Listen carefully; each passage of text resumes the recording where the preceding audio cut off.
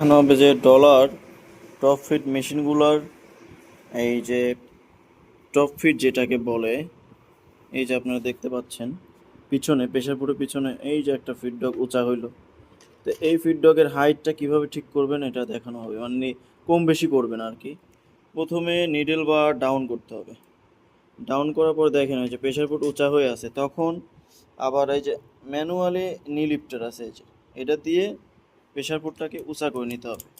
উঁচা করে নেওয়ার পর এখন মাত্রই আমি 4 মিলিমিটার এলেঙ্গি দিয়ে কিন্তু এই ইয়েটা করলাম, হাইটটা নির্ধারণ করছি। তো এখন যদি আমি কম দেই, যদি 3 মিলিমিটার দেই, সাপোজ এখন হচ্ছে 3 মিলিমিটার দিয়ে এটা নির্ধারণ করব, বেশি আছে। তো এইখানে এই যে প্রেসার ফুড ম্যানুয়ালি পা দিয়ে ওঠা করার পরে কিন্তু এখানে এই যে প্রেসার ফুডের ডান পাশে আমি এটা দিয়ে দিলাম, এলেঙ্গিটা দিয়ে দিলাম। এলেঙ্গি দেওয়ার পরে দেখেন এখন এই যে ফেস কাভার আছে, এখানে একটা নাট আছে, এই যে যেখানে স্ক্রু ঢোকানো হচ্ছে দেখেন। হ্যাঁ, স্ক্রুটা খোলেন, হুঁশিয়ার। স্ক্রুটা লুজ দিলাম। লুজ দেওয়ার পরে কিন্তু এই প্রেসার ফুটের উপরে এটা হচ্ছে টপ ফিডডগের হচ্ছে রেগুলেটর, প্রেসার রেগুলেটর।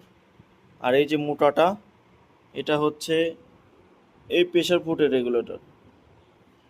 তো এইটা কিন্তু প্রেসার যায়, এরকম করে প্রেসার দেয়, এই যে এরকম করে। এখন আপনি ডানে বামে ঘোরাইলে কম বেশি হবে টপ ফিডডগের প্রেসার।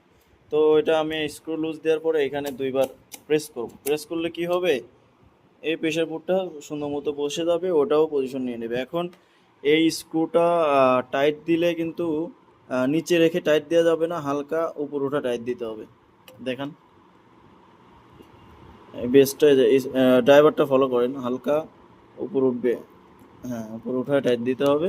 যদি নিচে রেখে টাইট দেন তাহলে কিন্তু ওই প্রেসার ফুড কাজ করবে না, ঠিক আছে। এখানে দেখবেন ওই স্ক্রুটা ড্রাইভারের মাথা দিয়েই এরকম এরকম থাকলে হালকা দেখবেন যে সামান্য একটু উপর উঠবে, 5 মিলি 6 মিলি মতো উপর উঠে ওই স্ক্রুটা টাইট দিয়ে দেবেন, তাহলে কিন্তু প্রপারলি কাজটা হয়ে যাবে। ফিডডগ টপ ফিডডগের হাইট নির্ধারণ হয়ে যাবে।